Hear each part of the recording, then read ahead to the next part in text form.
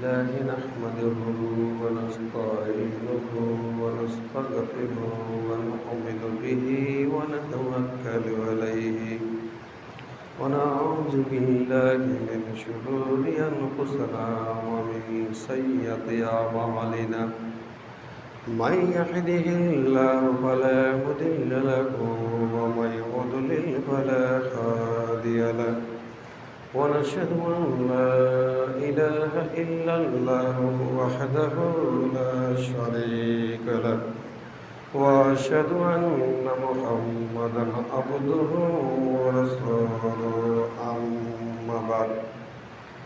أما بعد فإن خير الحديث كتاب الله خير الهدي هدي محمد صلى الله عليه وسلم وشر الأمور محدثاتها وكل محدثات بدعة وكل بدعة ضلالة وكل ضلالة في النار فقد قال الله تعالى في كلامه المجيد والفرقان الحميد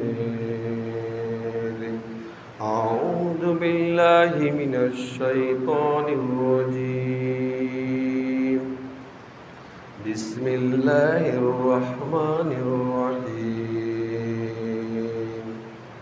يا أيها الناس اتقوا ربكم الذي خلقكم من نفس واحدة وخلق منها زوجها وبث منهما رجالا كثيرا ونساء واتقوا الله الذي تساءلون به والأرحم إن الله كان عليكم رقيبا يا أيها الذين آمنوا اتقوا الله حق تقاته ولا تموتن إلا وأنتم مسلمون وقال الله تعالى في كلامه المجيد والفرقان الحميد أعوذ بالله من الشيطان الرجيم بسم الله الرحمن الرحيم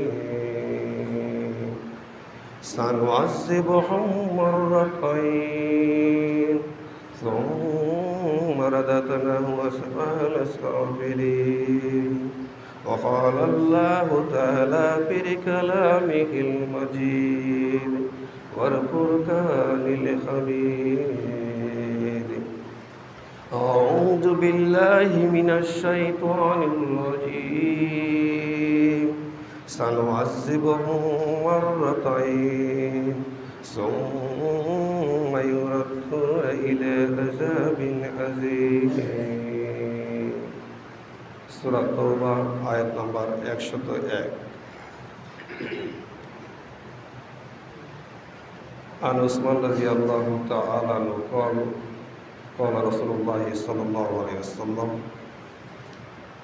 ما رأيت منظرا قط إلا والقبر أفجر منه رواه الترمذي سند صحيح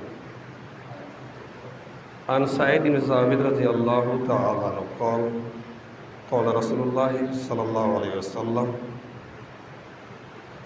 تعوذ بالله من عذاب النار قالوا نعوذ بالله من عذاب النار قال تعوذ بالله من عذاب القبر قالوا نعوذ بالله من عذاب القبر وآخر حديث رواه مسلم সম্মানিত মুসলিম একরাম সমস্ত প্রশংসা মহান আল্লাহ তাআলার জন্য যিনি আজকে আমাদেরকে এই জুমার দিনে দুনিয়াবি সমস্ত ব্যস্ততাকে দূর করে দিয়ে সুস্থতার সহিত মসজিদে আসার কিছু সালাত আদায় করার এবং কিছু কোরআন ও হাদিসের আলোচনা শোনার ও বলার জন্য তৌফিক দান করেছেন।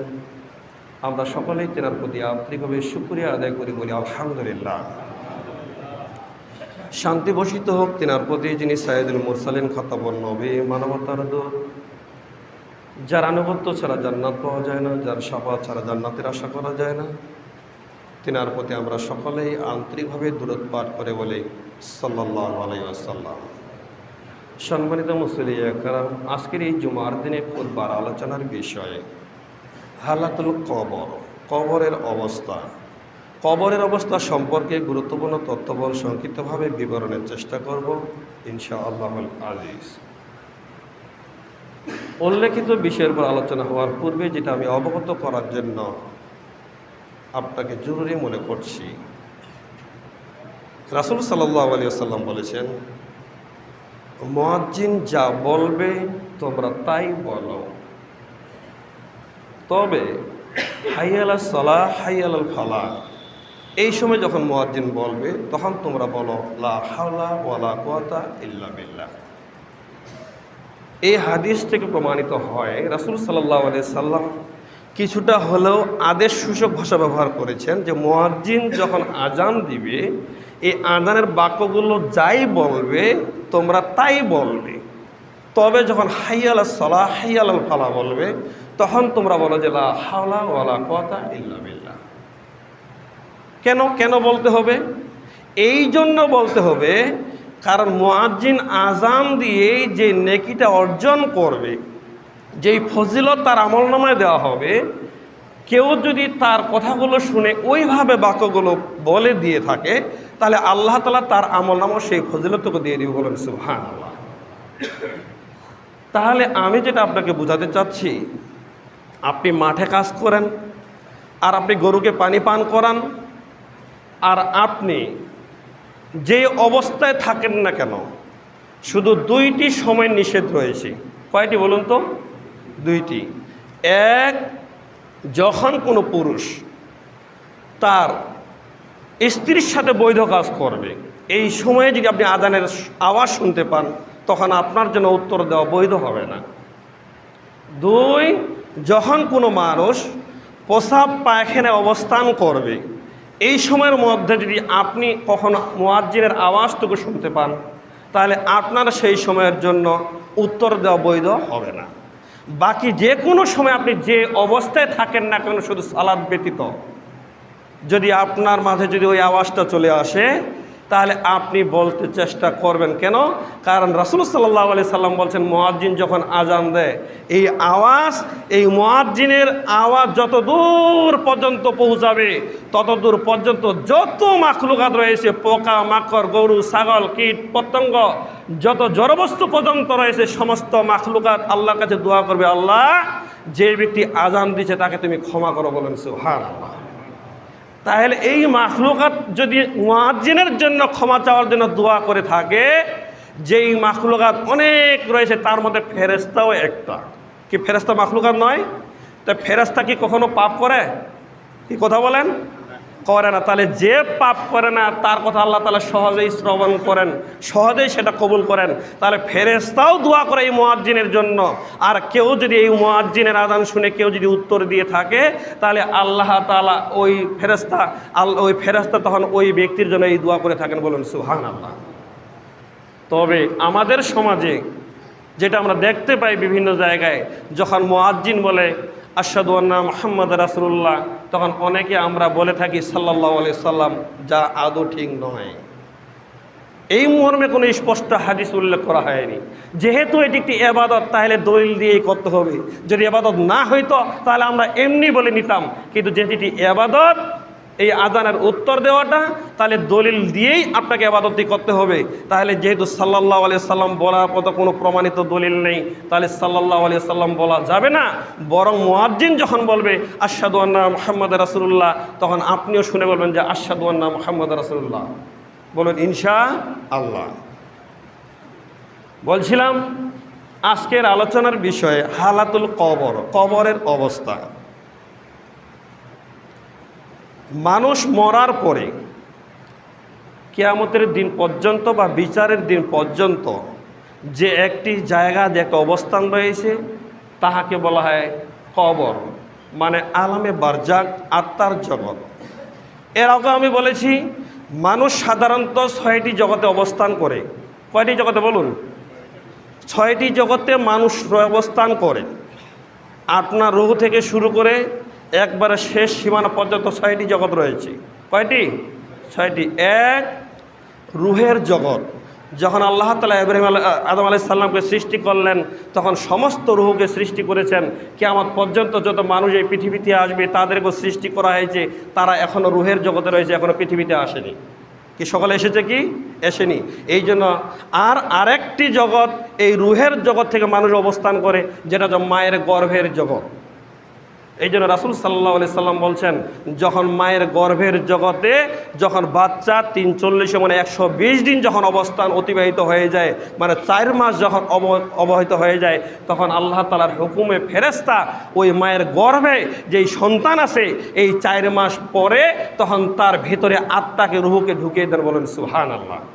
এই জন্য ওলামায়ে কেরামগণ বলেছেন, কোনো মায়ের গর্ভে যদি সন্তান নষ্ট হয় 4 মাস অবগতি হওয়ার পরে, যদি 4 মাস অতিবাহিত হওয়ার পরেও যদি কোনো মায়ের গর্ভের যদি সন্তান যদি নষ্ট হয়, মারা যদি যায়, তাহলে তার জানাজা করাও দরকার এবং তার একটি নামও রাখার দরকার, এবং আকিকা করলেও ভালো হয়। কথা বুঝতে পারছেন?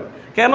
কারণ কাল বিচারের মাঠে যেহেতু তার ভিতরে রুহকে ঢুকিয়ে দেওয়া হয়েছে ওই বাচ্চার ভিতরে, তাহলে কাল বিচারের মাঠে তাকে সামনে নিয়ে আসা হবে এবং ওই বাচ্চাকে যখন জান্নাতে দেওয়া হবে, কারণ বাচ্চা তো নিষ্পাপ, তাকে জান্নাতে দেওয়া হবে, তখন ওই যেই বাচ্চা নিষ্পাপ ছিল তাকে জান্নাতে তখন দেওয়া হবে।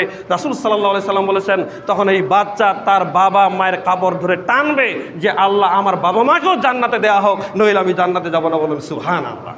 তাহলে কত একটি সুসংবাদ। তাহলে কে না চায় আমার বাচ্চা 5 মাস বয়স গর্ভে হওয়ার পর যদি মারা যদি যায়, আর সেই বাচ্চা তো জান্নাতি, তাহলে সেই বাচ্চা আপনার জন্য কত উপকারে আসে একটা জিনিস ভেবে দেখেছেন?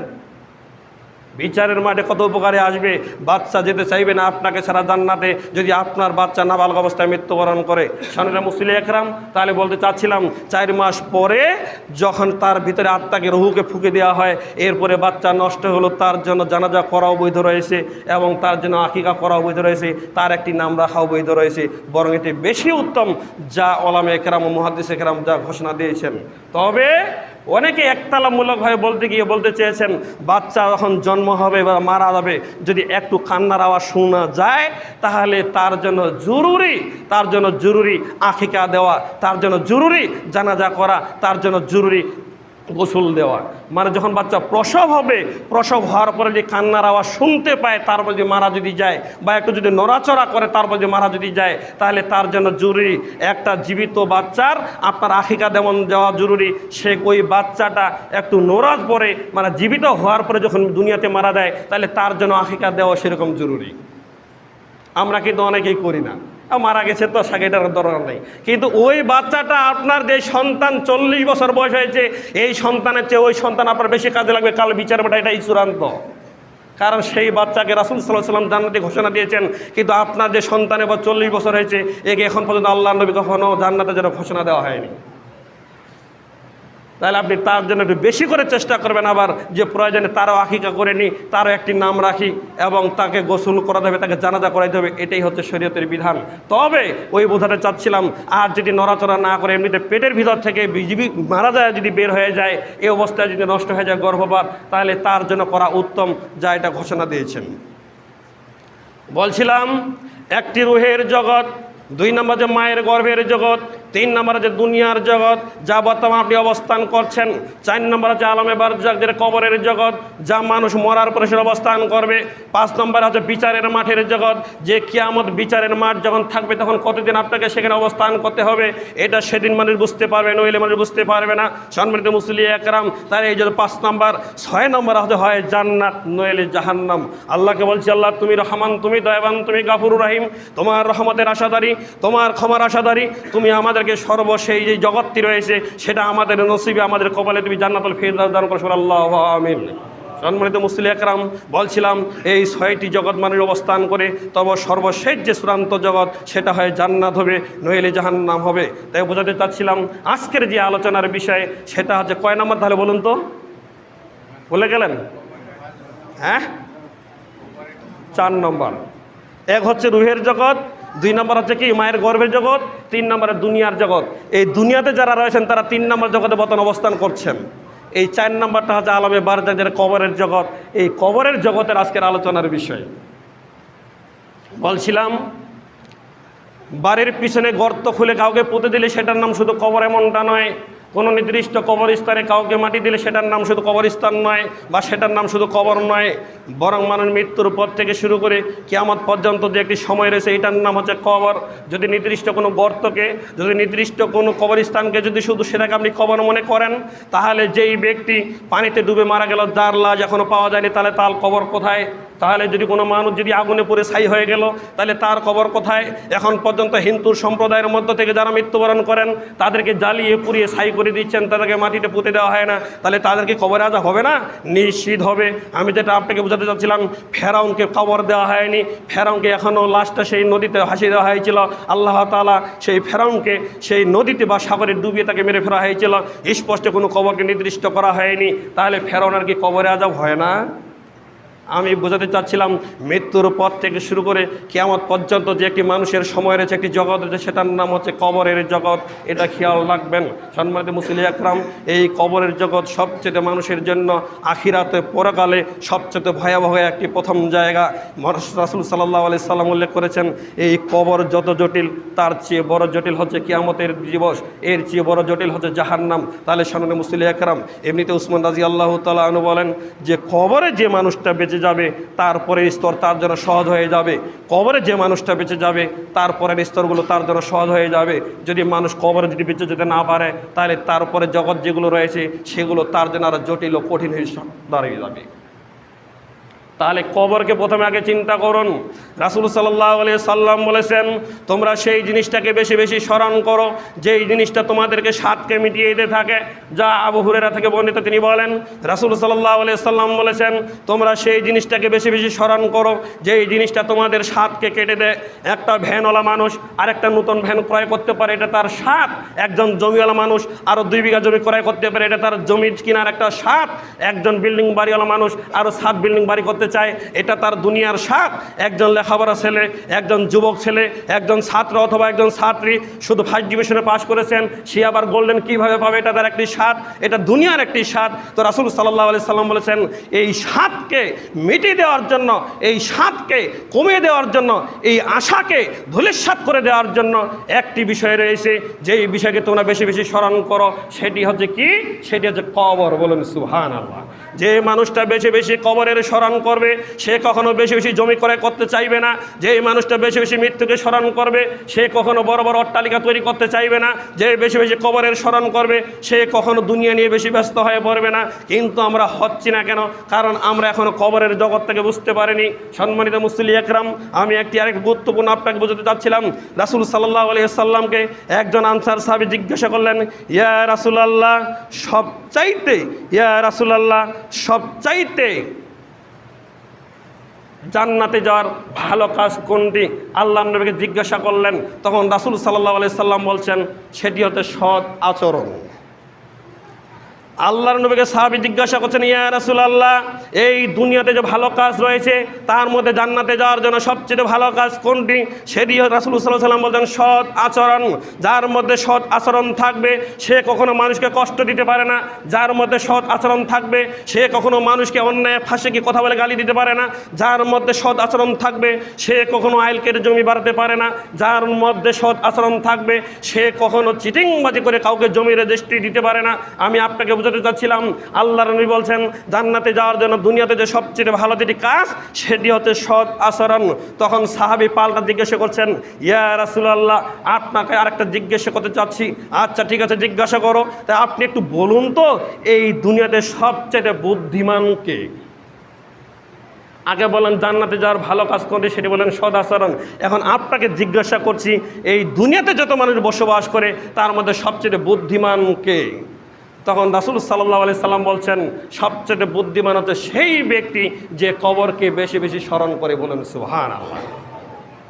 আমরা সুবহানাল্লাহ বলছি এই মসজিদে থাকাকালীন অবস্থায়, কিন্তু আপনার দুইটা ছেলের মধ্য থেকে ওই ঠাকুরগা থেকে মিনিবাস থেকে আসতে ছোট ছোট বয়স, একজনের বয়স 11 বছর, একজনের বয়স দেখুন 12 বছর বা 15 বছর, ঠাকুরগা থেকে বাসে করে আসতেছে। আস্তে আস্তে এখন করছে কি, ওই সুপারভাইজার যেই ভাড়া চেয়েছে একটা ওই ছোট ছেলেটা কি করছে, সে লুকিয়ে আছে ভাড়া যেন না দেওয়ার জন্য, আর বড় ছেলেটা ভাড়া দিয়ে চলে এসেছে। বাড়িতে এসে বলছে, আব্বু আমি আজকে সেই বাসে উঠে এসেছি, আমি কিন্তু ভাড়া দিইনি, কেন, আমি সুপারভাইজারকে চালাকি করে আমি এখানে ফেসে চলে এসেছি। তখন আপনি কিন্তু গর্ব করে বলেন, আমার এই ছেলেটা খুবই বুদ্ধিমান, কারণ সে সুপারভাইজারকেও ফাঁকি দিয়ে এসেছে। কি এটা বলা হচ্ছে না? সে ঠাকুরগাঁ থেকে বাসে করে পঞ্চগড়ে এসেছে, কিন্তু সে ভাড়া দেয়নি। তাহলে এই আমার এই সন্তানটা বড়টার চেয়ে খুবই বুদ্ধি, কেন, সে সুপারভাইজারকে ফাঁকি দিয়ে চলে এসেছে, সে টাকা দিয়ে আসেনি। আমি বোঝাতে চাই আপনি ভুল বলছেন, বরং সুপারভাইজারকে ফাঁকি দিয়ে অসামানে সে সবচেয়ে নির্বোধ, সে সবচেয়ে বোকা। আর আপনি যদি তাকে চালাক বলেন, তাহলে আপনি হচ্ছেন সবচেয়ে বোকা। কারণ এটা কাল বিচারের মাঠে দিতে হবে। এখনকার বিষয়টা আপনার জন্য পরিশোধ করা সহজ, কিন্তু বিচারের মাঠে পরিশোধ করা খুবই কঠিন। তাই শোনেন, মুসলিম আকরাম রাসূল সাল্লাল্লাহু আলাইহি সাল্লামকে সাহাবী জিজ্ঞাসা করলেন, সবচেয়ে বুদ্ধিমানকে? আল্লাহর নবী বলছেন, সবচেয়ে বুদ্ধিমান সেই ব্যক্তি যেই ব্যক্তি বেশি বেশি কবরের কথা স্মরণ করে। বলুন সুবহানাল্লাহ। তাহলে আপনি নিজেকে বুদ্ধিমান তৈরি করার জন্য চেষ্টা করুন। আপনি তখনই নিজেকে বুদ্ধিমান তৈরি করার জন্য প্রস্তুতি গ্রহণ করবেন, তখনই নিজেকে বুদ্ধিমান হিসেবে আপনি স্বীকৃতি লাভ করবেন, যখন আপনি কবরের কথা, মৃত্যুর কথা বেশি বেশি স্মরণ করবেন। সম্মানিত মুসলিম আকরাম, এই মর্মে মহান আল্লাহ তাআলা বলেন, সূরা তাওবা আয়াত নম্বর 101, মহান আল্লাহ তাআলা বলেন, সানুআযিবুহুম মাররাতাইন সুম্মা ইউরাদ্দুনা ইলা আযাবিন আযীম। আল্লাহ তাআলা বলছেন, কবরে যারা শাস্তি প্রাপক, যারা কবরে শাস্তি পাওয়ার মতো যারা দুনিয়াতে কাজ করবে, এরা যখন কবরে আসবে আমি তাদেরকে বারবার শাস্তি দিব। মাররাতাইন শব্দটি বিভিন্ন মানুষ বিভিন্নভাবে অনুবাদ করেছেন। কেউ বলেছেন বারবার মাররাতাইন শব্দের অর্থ, কেউ বলেছেন মাররাতাইন শব্দের অর্থ হচ্ছে দ্বিগুণ, আবার কেউ বলছেন মাররাতাইন শব্দের অর্থ হচ্ছে দুইবার। সম্মানিত মুসলিম আকরাম, আমি বোঝাতে চাচ্ছিলাম, যদি এখানে আমরা দ্বিগুণ বলি তাহলে আসবে আমি তাদেরকে দ্বিগুণ শাস্তি দিব। সুম্মা ইউরাদ্দুনা ইলা আযাবিন আযীম, অতঃপর আমি তাদেরকে মহাশাস্তির দিকে আমি তাদেরকে ধাবিত করাবো। আল্লাহ তাআলা ঘোষণা দিচ্ছেন। আর যদি বলে থাকেন বারবার, তাহলে হবে কি, আমি তাদেরকে কবরে বারবার শাস্তি দিব, এরপরে আমি তাদেরকে প্রত্যাবর্তন করাবো একটি মহাশাস্তির দিকে, যেটার নাম জাহান্নাম। সম্মানিত মুসলিম আকরাম, আর যদি বলি দ্বিগুণ, তাহলে এখানে আল্লাহ তাআলা বলছেন আমি তাদেরকে দ্বিগুণ শাস্তি প্রদান করব, এরপরে তাকে আমি সেই প্রত্যাবর্তন করবো মহাশাস্তির দিকে, যার নাম হচ্ছে জাহান্নাম। এখন যেটা আমি বোঝাতে চাচ্ছি, যদি দুইবার শাস্তির কথা বলি, তাহলে উল্লেখিত আল্লাহ তাআলা আয়াত এখানে ঘোষণা দিতে যাচ্ছেন, আমি তোমাদেরকে দুইবার শাস্তি প্রদান করব এবং অতঃপর আমি তোমাকে নিক্ষেপ করব সেই মহাশাস্তির দিকে, যার নাম হচ্ছে হুতামা। এখন যেটা বুঝতে চাচ্ছিলাম, একটা শাস্তি হচ্ছে কবরের জায়গা, আর একটা শাস্তি হচ্ছে বিচারের মাঠ। আল্লাহ তাআলা হাতে এটা বোঝাতে চাচ্ছেন, আমি ওই খারাপ ব্যক্তিদেরকে কবরে শাস্তি দিব একটা, আর আরেকটা শাস্তি দিব সেই কিয়ামতের দিনে, এদেরকে আবারও আমি নিক্ষেপ করব মহাশাস্তির দিকে, যেটার নাম হচ্ছে জাহান্নাম। তাহলে সম্মানিত মুসলিম আকরাম, আমি যেটা বলতে চাচ্ছিলাম, এই দুনিয়াতে মানুষ যখন চলাচল অবস্থান করে, এমন অনেক পাপ রয়েছে যেই পাপের কারণে মানুষের কবরে শাস্তি দেওয়া হয়। সম্মানিত মুসলিম আকরাম, তাহলে মানুষ যারা কবরে শাস্তি পাওয়ার মতো দুনিয়াতে কাজ করবে, তারা যখন কবরে যাবে তখন আল্লাহ তাআলা তাদেরকে বারবার শাস্তি দিবে, অথবা তাদেরকে দুইবার শাস্তি দিবে, একবার বিচারের মাঠে, আরেকবার কবরে, এরপরে মহাশাস্তি থেকে প্রত্যাবর্তন করবেন, যার নাম হচ্ছে জাহান্নাম। সম্মানিত মুসলিম আকরাম, বলছিলাম এই কবরের কথা বলতে গিয়ে উসমান রাদিয়াল্লাহু তাআলা আনহু একটা হাদিস যদি আমরা সামনে নিয়ে আসি, যে এই ঘটনাটা হচ্ছে এইরকম। উসমান রাদিয়াল্লাহু তাআলা থেকে বর্ণিত, তিনি এমন একটি জায়গায় যখন মানুষকে কবরে নামানো হচ্ছিল বা কবরের পাশে দাঁড়িয়েছিল, তখন উসমান রাদিয়াল্লাহু তাআলা আনহু কান্না শুরু করে দিলেন। এই কান্না কাঁদতে কাঁদতেই তার দাড়ি ভিজে গেল। জনের সাহাবী জিজ্ঞেস করছেন, হে উসমান রাদিয়াল্লাহু তাআলা আনহু, আপনি তো জান্নাতের আলোচনা করেন, আপনি তো জাহান্নামের আলোচনা করেন, তখন তো আপনাকে কাঁদতে দেখি না, কিন্তু যখনই আমরা কোনো মানুষকে কবরে নামাই, যখন আপনি কোনো কবরে আপনি দাঁড়িয়ে যান, তখন আপনি কাঁদেন কেন, বিষয়টি আমাদেরকে অবগত করেন। তখন উসমান রাদিয়াল্লাহু তাআলা আনহু বলেন, আমি রাসূল সাল্লাল্লাহু আলাইহি সাল্লামকে বলতে শুনেছি, তিনি বলেছেন, মানুষের জীবনে যখন মৃত্যুবরণ করে, এই পরেকার ধাপের মধ্যে, আখিরাতের মধ্যে থেকে প্রথম জায়গা হচ্ছে কবর। যেই ব্যক্তি কবরে বেঁচে যাবে, তারপরে যত জায়গা রয়েছে সেটাতে সে বেঁচে যাবে, আর যেই ব্যক্তি কবরে বেঁচে যাবে না, সে যত স্তর রয়েছে সেখানে সে আর বাঁচতে পারবে না। এই জন্য আমি কাঁদি, কারণ এই কবর প্রথম মানুষের একাকিত্ব জায়গা, এই কবর এমন একটি জায়গা। এই জন্য রাসূল সাল্লাল্লাহু আলাইহি সাল্লাম বলছেন, কবর সবসময় মানুষদেরকে ডাকতে থাকে, কি, আনা বাইতুল ওয়াহাদা, আমি হচ্ছি একক ঘর। কবর বারবার মানুষদেরকে ডেকে ডেকে বলে থাকে, তোমরা কি জানো, আনা বাইতুল দুদ, আমি হচ্ছে পকার ঘর। যা এইভাবে কবর আমাদেরকে ডাকতে থাকেন, কবর আমাদেরকে ডাকতে থাকেন। আনা বাইতুল জুলুমাত, আমি হচ্ছে অন্ধকার জায়গা। সম্মানিত মুসলিম একরাম, এইভাবে কবর বারবার আমাদেরকে ডাকতে থাকেন। কবর হচ্ছে অন্ধকার জায়গা, কবর হচ্ছে একক জায়গা, কবর হচ্ছে পোকার জায়গা, যা পোকা মানুষকে কুটি কুটি খেয়ে সারা করে দিবে। সম্মানিত মুসলিম একরাম, আমি বুঝাতে চাচ্ছিলাম এই কবর আপনাকে যেতে হবে, এই কবর আমাকে যেতে হবে, প্রত্যেকটি মানুষকে কবরে যেতে হবে। এই মানুষ যখন কবরে যাবে তখনই আল্লাহ তাআলা এই আয়াতের কথা বলছেন, আমি তাদেরকে বারবার শাস্তি দিব যারা কবরে শাস্তি পাওয়ার মতো যারা দুনিয়াতে কাজ করবে।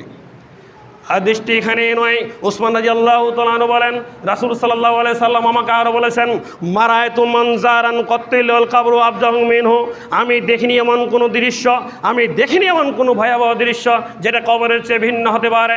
উসমান রাদিয়াল্লাহু তাআলা আনহু বলছেন, রাসূল সাল্লাল্লাহু আলাইহি সাল্লাম আমাকে বলেছেন, মারায়তু মানজারান কাতিলুল কবরু আবজাহু মিনহু, আমি দেখিনি এমন কোনো ভয়াবহ দৃশ্য, আমি দেখিনি এমন কোনো ভয়াবহ জায়গা যেটা কবরের চেয়ে ভিন্ন হতে পারে। অনেক ভয়াবহ জায়গা রয়েছে, আপনি যখন বুঝতে পারছেন না, যখন জঙ্গলে আপনি একাকিত্ব করবেন, কোনো মানুষ আপনার পাশে থাকবে না, শুধু আপনার সামনে যদি একটা হিংস্র প্রাণী বাঘ চলে আসে, তখন আপনার মনে হবে আপনি কত নিরুপায়, আপনি কত নিরুপায়। আপনি যেদিন রংপুর থেকে যখন চলে আসেন রুগী দেখার পরে বা রুগী ডাক্তারকে দেখানোর পরে, আপনি যখন রাত যখন 3টার দিকে পঞ্চগড়ে নামেন, নামার পরে যখন বাড়িতে আসার জন্য কোনো লোকজন পাচ্ছেন না, তখন আপনি মনে করছেন আপনি কত নিরুপায়। ঠিক কবর হচ্ছে তার চেয়ে অনেক জটিল এবং কঠিন নিরুপায় জায়গা, যেখানে মানুষের বাঁচার কোনো রাস্তা নেই। একমাত্র বাঁচার রাস্তা ওইটা কোনটা, যা তারাকতু ফিকুম আমরাইন লান তাযিল্লু মা তামাসসাকতুম বিহিমা কিতাবুল্লাহি ওয়া সুন্নাতি নাবিয়্যা। রাসূল সাল্লাল্লাহু আলাইহি সাল্লাম বলেছেন, আমি তোমাদের মাঝে দুইটা বস্তুকে রেখে যাচ্ছি, যতক্ষণ পর্যন্ত তোমরা এই দুইটা বস্তুকে আঁকড়ে ধরবে ততক্ষণ পর্যন্ত তোমরা পথভ্রষ্ট হবে না। এক, কিতাবুল্লাহ, আল্লাহ তাআলার কিতাব যা আছে কোরআন, ওয়া সুন্নাতি নাবিয়্যা, এবং আমার হাতে সুন্নাত মানে আমার হাদিস। যতক্ষণ পর্যন্ত তোমরা এই দুইটা বস্তুকে আঁকড়ে ধরবে ততক্ষণ পর্যন্ত তোমরা পথভ্রষ্ট হবে না। আর যতক্ষণ পর্যন্ত মানুষ পথভ্রষ্ট হবে না ততক্ষণ পর্যন্ত তাকে কবরের আযাব দেওয়া হবে না। বলেন সুবহানাল্লাহ। এই হাদিস চোখেই পড়ে না, তারা মনে করে কিতাবুল্লাহ আর হচ্ছে ফিকা, ফিকা নিয়েই তারা গবেষণা করছেন, ফিকা নিয়ে বসে রয়েছেন, কিন্তু সুন্নাত হাদিসের দিকে ধাবিত হওয়ার জন্য চেষ্টা করে না।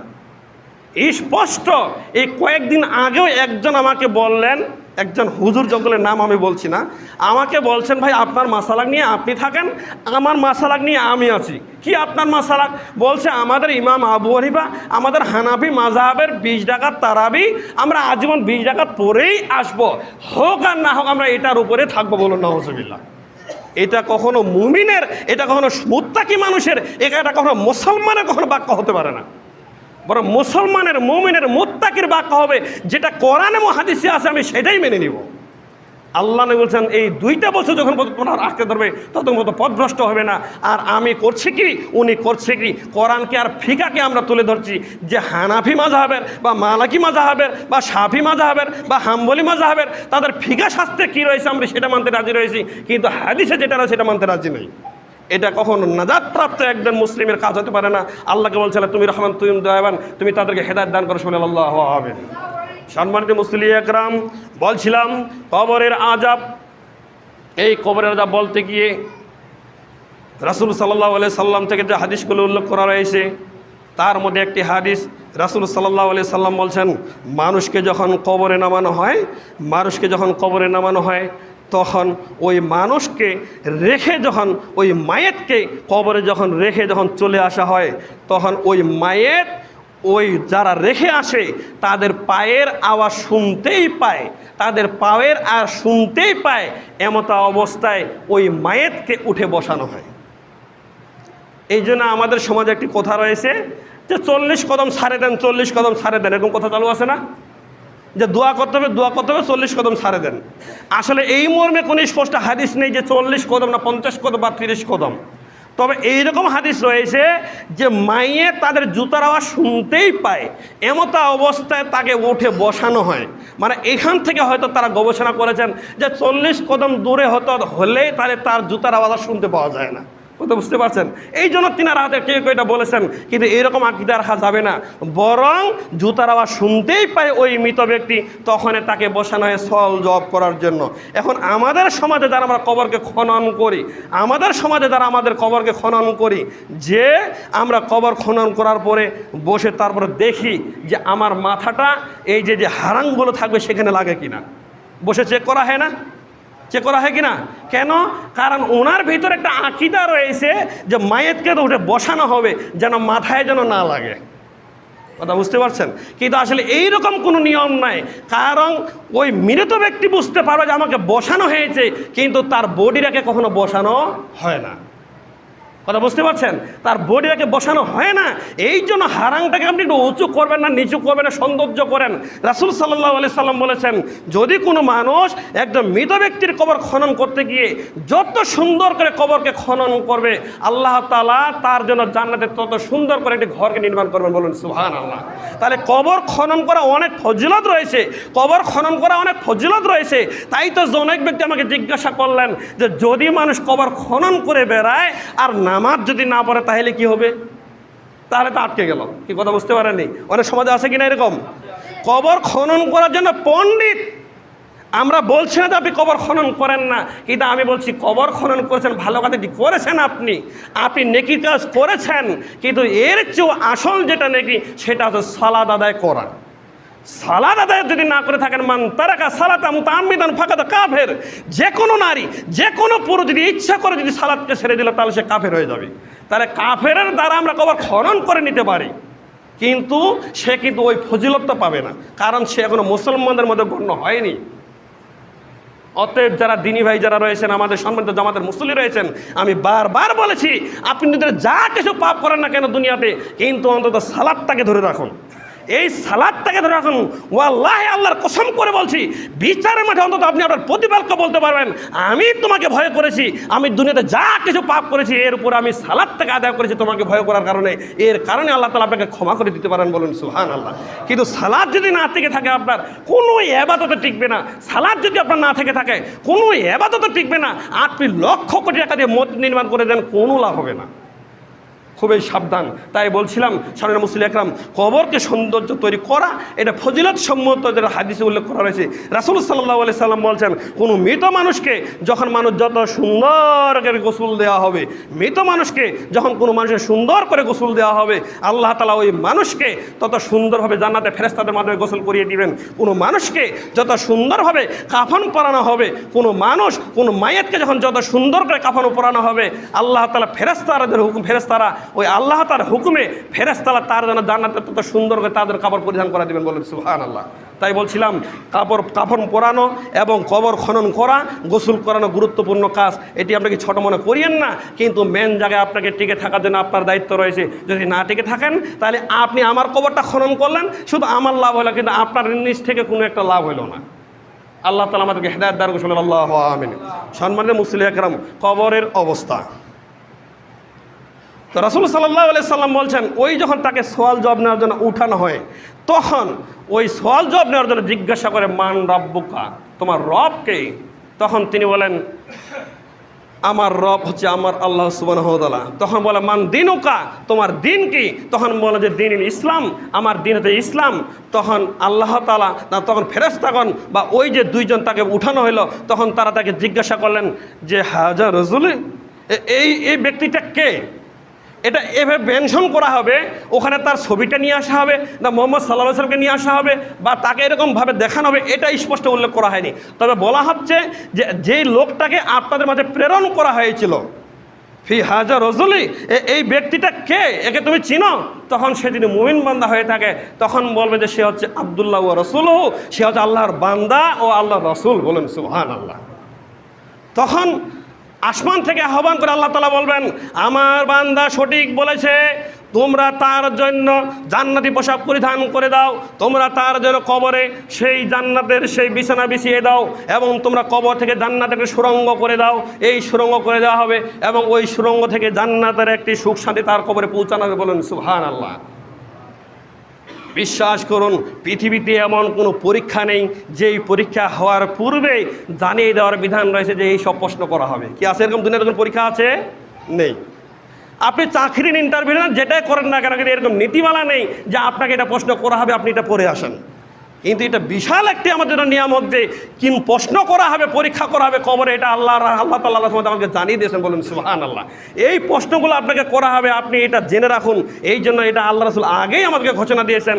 কিন্তু আপনি যতই মুখস্থ করে রাখেন যে আমার রব আল্লাহ, আমার দিন ইসলাম, আমার নবী মুহাম্মদ সাল্লাল্লাহু আলাইহি ওয়াসাল্লাম, আমি বারবার আপনি মুখস্থ করে থাকেন, কিন্তু আপনার ভিতরে যদি দিন না থেকে থাকে তাহলে আপনি উত্তর দিতে পারবেন না।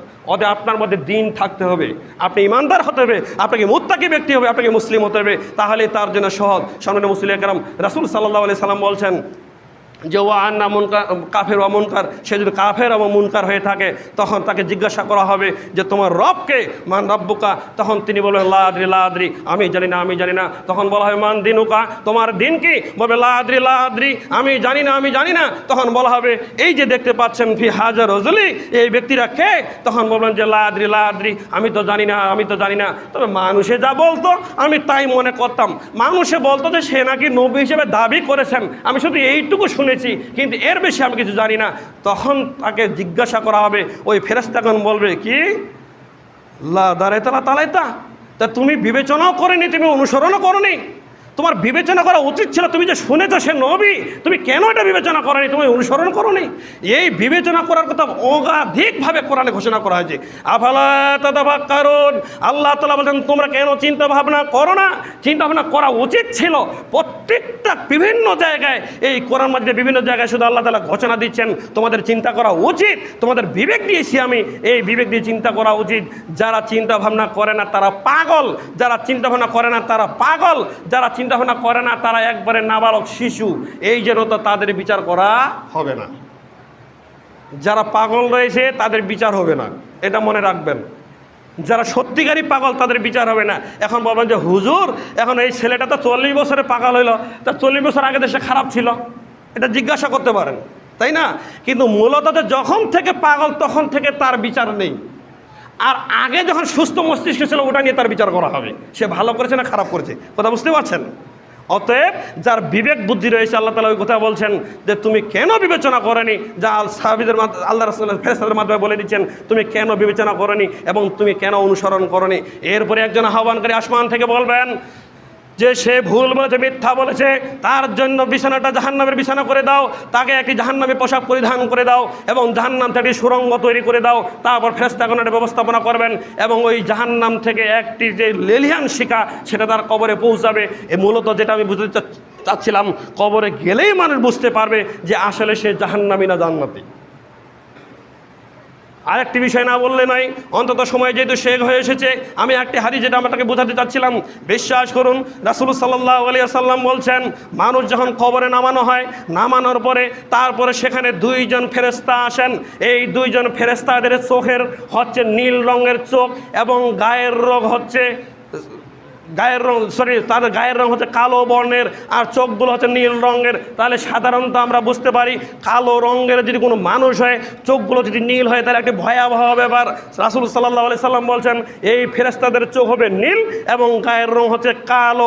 এবং তারপর অন্য বর্ণনা বলছেন এরা কানেও শুনে না এবং চোখেও দেখে না। তারপরে এই 2 জন এসে জিজ্ঞাসা করবেন, কি বলবেন যে হালা রাসূলি, এই ব্যক্তিকে তুমি কি চিনো, ইনি কে? তখন যদি সে ভালো ব্যক্তি হয়ে থাকে তাহলে ওই কথায় বলবেন যে ইনি হচ্ছেন আব্দুল্লাহ ওয়া রাসূলু, এই হচ্ছেন আল্লাহর বান্দা ও রাসূল। তখন ওনারা বলবেন হ্যাঁ আমরা জানি যে আপনি এটাই বলবেন। বলেন সুবহানাল্লাহ। তাহলে ফেরেশতাগণ জানে যে ইনি ভালো ব্যক্তি, আগ থেকেই জানেন। এটা কেন বুঝেন না? একজন মাস্টার আগ থেকে জানে যে 1 বছর আমি ছাত্রকে পড়ালেখা করাইলাম, আমি জানি যে সে ভালো রেজাল্ট করবে। কীরকম হয় না? এরকম আছে কিনা শিক্ষকদের মধ্যে থেকে? ঠিক ফেরেশতাগণ পরীক্ষা নিতে গেছেন, ওরা বলবে যে এটা আমরা জানি যে আপনি এটাই বলবেন। বলুন সুবহানাল্লাহ। যখন এবার ভালো উত্তর দেওয়া হবে তখন ওই ফেরেশতাগণ বিশ্বাস করুন ওই মাইয়াতকে বলবে তুমি এখন ঘুমিয়ে যাও, বাসর ঘরে জামাই ঘুমানোর মতো, যাকে কেউ জাগায় না তার প্রিয়জন ছাড়া। কয়েকটি কথা লক্ষ্য রাখবেন, তুমি এখন ঘুমিয়ে যাও বাসর ঘরে জামাই ঘুমানোর মতো, যাকে কেউ জাগায় না একমাত্র প্রিয়জন ছাড়া। আমি আপনাকে যেটা বোঝাতে চাচ্ছিলাম, 1 ঘুমিয়ে যাও বাসর ঘরের ঘুমানোর মতো। একটা মানুষ তার জীবনে যখন ঘুমায় সবচেয়ে তার বাসর ঘরের রাতটা সবচেয়ে ছোট রাত মনে হয়, কি ঠিক কিনা বলুন? সবচেয়ে সেই রাতই তার ঘুম সবচেয়ে ছোট মনে হবে। 2 যেটা আমি বোঝাতে চাচ্ছিলাম, আল্লাহ নবী ওই ভাষাটা ব্যবহার করেছেন বোঝানোর জন্য, তাই আমি বোঝাতে চাচ্ছি। কি বলেছেন? যে তুমি ঘুমিয়ে যাও, তোমাকে কেউ জাগায় না তার প্রিয়জন ছাড়া। কোনো মানুষ যদি বিবাহ করার পরে বাসর ঘর যেদিন হয় সেদিন সকালে তার প্রিয়জন, তার স্ত্রী ছাড়া তাকে কেউ ডাকতে চায় না।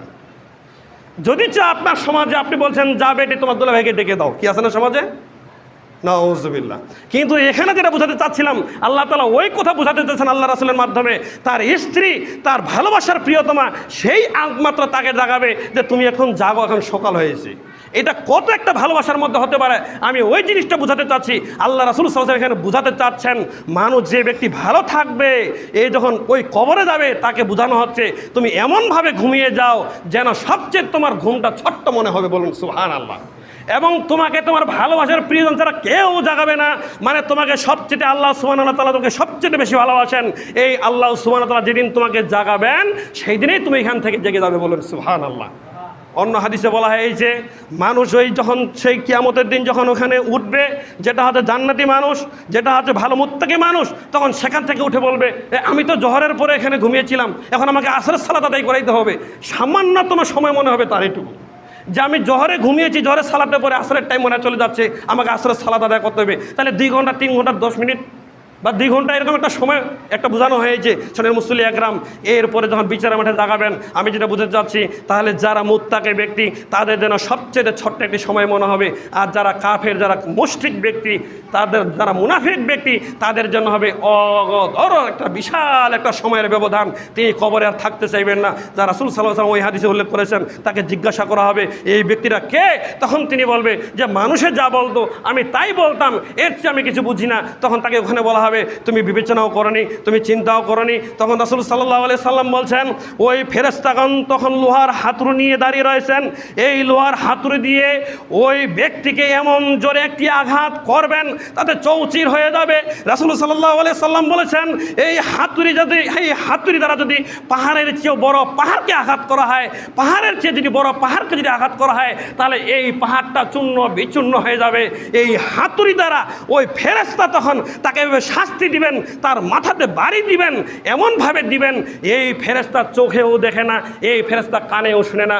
আমি যেটা আপনাকে বোঝাতে চাচ্ছি, আপনাকে থানায় ধরে নিয়ে যাওয়া হয়েছে এবং পুলিশকে বলা হয়েছে একে 100টা বেত্রাঘাত দাও। এই পুলিশ যখন কানেও শুনে, চোখেও দেখে, আপনাকে যখন বাড়ি মারতে গেছেন তখন আপনি বলছেন আমাকে মারিয়েন না, তখন কিন্তু এই পুলিশের একটু দয়া হতে পারে। কি দয়া হতে পারে না? এবং সে কিন্তু কানেও শুনে যে আপনি চিল্লাচ্ছেন এবং আপনি তার কাছে দয়া চাচ্ছেন, এটা সে বুঝতে পারে। এবং যেটা বুঝাতে চাচ্ছিলাম, এই পুলিশ 100টা বেত্রাঘাত যখন করতে যাবে আপনাকে, তার কিন্তু প্রসাব পায়খানার প্রয়োজন রয়েছে, তার কিন্তু খাওয়া দাওয়ার প্রয়োজন রয়েছে। 100টা বেত্রাঘাত করতে করতে সে কিন্তু ক্লান্ত হয়ে যাবে। কি যাবে কি না? এই জন্য প্রথম যে আঘাত এবং শেষের আঘাত কখনো সমান হতে পারে না, কারণ সে নিজেই দুর্বল হয়ে যাবে।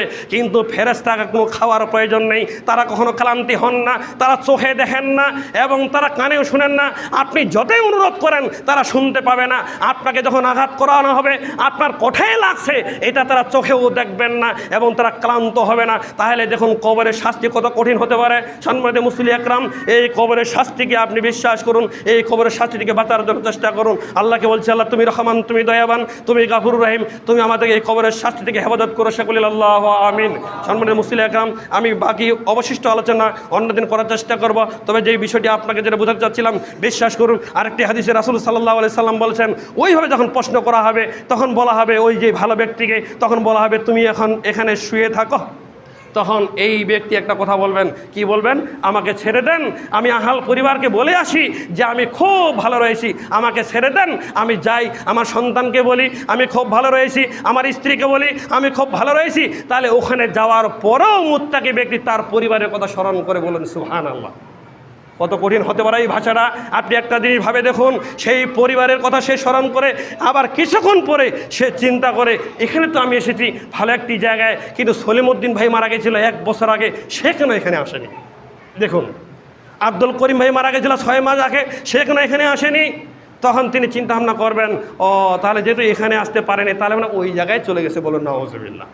তাহলে আপনি ওখানে যাওয়ার পরে যখন ভালো জায়গায় থাকবেন, আপনি কোনো মানুষের কথা চিন্তা করবেন, আল্লাহ তুমি আমাদেরকে সেই ভালো জায়গায় যাওয়ার জন্য তৌফিক দান করো, আল্লাহু আমিন। সম্মানিত মুসলিম আকরাম, কিন্তু অথচ আমরা এটা না করে রাসূল সাল্লাল্লাহু আলাইহি সাল্লাম বলেছেন, কি বলেছেন? মানুষ যখন কবরে যায় তখন তিনটা জিনিসকে নিয়ে যায়। কয়টা বলুন? মানুষ যখন কবরে যায় তখন তিনটা জিনিসকে নিয়ে যায়। এক, তার আত্মীয় স্বজনকে নিয়ে যায়। দুই, তার সম্পদকে নিয়ে যায়। তিন, তার আমলকে নিয়ে যায়। তো রাসূল সাল্লাল্লাহু আলাইহি ওয়াসাল্লাম বলছেন তিনটা জিনিসকে নিয়ে যায়, কিন্তু দুইটা জিনিস সেখান থেকে ফেরত চলে আসে, আর একটা জিনিস থেকে যায়। সম্মানিত মুসলিম একরাম, আত্মীয় স্বজন চলে যায় সেখানে মাটি দেওয়ার জন্য, সেটা চলে আসে, এবং তার সম্পদ চলে যায় সেখানে, তার বালতিটা যাইতে পারে হাত ধোয়ার জন্য, তার কোদালটা সেখানে যাইতে পারে বাড়িঘর, এটা হচ্ছে দুনিয়াবি একটা তার সম্পদ, সেটা সেখান থেকে ফিরে আসে। কিন্তু সেই আমলটা আর ফিরে আসে না। সে যদি জেনা করে সেটা ওটা থেকে যায়, সে যদি তাহাজ্জুদ গুজারে সেটা তার থেকে যায়, সে যদি সালাত আদায় করে সেটা তার থেকে যায়, সে যদি সুদ খোরে সেটা তার থেকে যায়। এরপর যখন কবরে থেকে যায় তখন কিছুক্ষণ পরে তারপরে যদি ভালো ব্যক্তি হয়ে থাকে, তারপর একজন সুদর্শন ব্যক্তি, একবারে সুগন্ধি মিশ্রিত ব্যক্তি এখানে তখন চলে আসে, এসে তারপরে সেই ব্যক্তিকে বলে, আমি তোমাকে সুসংবাদ দিতে এসেছি, তুমি সেটা গ্রহণ করো। তখন বলাবে, আপনি কে? তখন বলবে, সেই লোক বলবে, আমি হচ্ছে তোমার সৎ আমল। বলবেন সুবহানাল্লাহ। আর যারা খারাপ ব্যক্তি, যারা নিকৃষ্ট ব্যক্তি, যারা পাপী ব্যক্তি, ওদের যে আমলটা রয়েছে সেটা দুর্গন্ধ, একেবারে তার টিকা যায় না। ময়লা যুক্ত কাপড় নিয়ে তারপর তার সামনে আসে, এসে বলছে, আমি তোমাকে দুঃসংবাদ দিতে এসেছি, তুমি তোমার দুঃসংবাদ গ্রহণ করো। তখন তিনি বলেন, আপনি কে? তখন বলা যে, আপনার খারাপ আমল। সামনে মুসলিম একরাম, আমি যেটা বোঝাতে চাচ্ছিলাম, তাহলে আপনার খারাপ আমল সেদিন কবরে গিয়ে আপনার সামনে আপনাকে খারাপ দুঃসংবাদ দিবে। আর যদি আপনি ভালো আমল করে থাকেন, এই ভালো আমল আপনার কবরে গিয়ে আপনাকে সুসংবাদ দিবে। আল্লাহকে বলছে, আল্লাহ তুমি রহমান, তুমি দয়াবান, তুমি আমাদেরকে আল্লাহ রাসূলের পদ্ধতি অনুযায়ী জীবনযাপন করার, এবং তুমি আমাদেরকে এই দুনিয়াতে কবরের শাস্তি থেকে বাঁচার জন্য তুমি তৌফিক দান করো। সকলে আল্লাহু আমিন। হে আল্লাহ তুমি রহমান, তুমি দয়াবান, তুমি গাফুরুর রহিম। আমরা যারা দুনিয়াতে বসবাস করছি, আমাদের পরিবারের পক্ষ থেকে কারো বাবা চলে গেছে কবরে, কারো মা চলে গেছে কবরে, এখন পর্যন্ত পিতামাতা দুনিয়াতে রয়েছে কিন্তু সন্তান চলে গেছে, যেই সন্তানের লাশ তার বাবার কাঁধের উপর দিয়ে কবরে চলে গেছে। আল্লাহ তোমার ইচ্ছা, তুমি সর্বশক্তিমান, তুমি তাদেরকে রেখে দিতে পারো, তুমি তাদেরকে নিয়ে যেতে পারো, তুমি সর্বশক্তিমান। যারা কবরে চলে গেছে তুমি তাদেরকে শাস্তি দিতে পারো, তুমি তাদেরকে শান্তি দিতে পারো, তুমি তাদেরকে জান্নাত দিতে পারো, তুমি তাদেরকে জাহান্নাম দিতে পারো। আমাদের কিছু করার নেই, কিন্তু আমরা তার ওয়ারিশ হয়ে দোয়া করছি, আল্লাহ তার কবরে আযাবকে মাফ করে দিয়ে তুমি জান্নাতুল ফেরদাউস দান করো। আল্লাহু আমিন। সম্মানিত মুসলিম একরাম, আমাদের মধ্য থেকে আপনারা অনেক জানেন, আমাদের গত কয়েকদিন আগে মারা গেলেন, কি জানি নাম, আনারুল ভাই মারা গেলেন, আমাদের সকলেরই পরিচিত, অনেকের পরিচিত। রাতে জানাজা হওয়ার পর আলহামদুলিল্লাহ অনেক মানুষ সেখানে জমায়েত হয়েছিলেন, অনেক জমায়েত হয়েছিলেন। তো বোঝাতে চাচ্ছিলাম, এটি হচ্ছে আমাদের দৃষ্টান্তমূলক একটি উদাহরণ, যা আমাদেরকে আল্লাহ তাআলা দেখাচ্ছেন। আমি কাউকে তাড়াতাড়ি নিয়ে আসি, কাউকে দেরিতে নিয়ে আসি, এখন পর্যন্ত তার বয়স, তার চেয়ে অনেক বয়স্ক মানুষ এলাকা আছে কি না? আছে না? বাবা এখন পর্যন্ত রয়েছে, কিন্তু সন্তান চলে গেছে। আমরা আল্লাহর কাছে দোয়া করছি, আল্লাহ এই আনোয়ারুল ভাইয়ের কবরে আযাবকে তুমি মাফ করে। আল্লাহু আমিন। হে আল্লাহ, তার দুনিয়াতে যদি সামান্য পরিমাণ যদি কোনো সৎ কাজ থেকে থাকে, তার সামান্য যদি 1 টাকা ফকিরকে দান করার মতো যদি কোনো সৎ কাজ থেকে থাকে, এই সৎ কাজের উসিলায় তাকে তুমি কবরে আযাবকে তুমি মাফ করে দাও। আল্লাহু আমিন। আমরা আমাদের পক্ষ থেকে আমরা দোয়া করছি, আল্লাহ তাকে তুমি জান্নাতুল ফেরদাউস দান করো। আল্লাহু আমিন। এবং আল্লাহ আমাদের জামাতের পক্ষ থেকে একজন মানুষের একটি মেয়ে সন্তান, কন্যা সন্তান হয়েছেন, 7-8 দিন হয়েছে, আকিকাও করেছে আলহামদুলিল্লাহ। আমরা আল্লাহকে যে দোয়া করি, তিনার এই কন্যা সন্তানকে আল্লাহ তাআলা যেন ইসলামের খাদেমা হিসেবে কবুল করুক। আল্লাহু আমিন। এবং আল্লাহ তাআলা এই কন্যা সন্তানকে, আহল পরিবারকে সুস্থতা থাকার জন্য তৌফিক দান করুন। আল্লাহু আমিন। হে আল্লাহ, তুমি মরিয়ম আলাইহিস সালামকে ইসলামের খাদেমা হিসেবে কবুল করে নিয়ে তুমি স্পষ্ট দেখিয়ে দিয়েছো ঈসা আলাইহিস সালামকে সেই পৃথিবীতে নিয়ে আসার। একজন নারীকেও তুমি অনেক সম্মানিত করতে পারো, তাই আমরা তোমার কাছে দোয়া করছি, এই কন্যা সন্তানকে তুমি সম্মানিত করে ইসলামের খাদেমা হিসেবে তুমি কবুল করো। আল্লাহু আমিন। এ বলে আজকের জুমার খুতবা শেষ করছি। সাল্লাল্লাহু আলাইহি ওয়াসাল্লাম।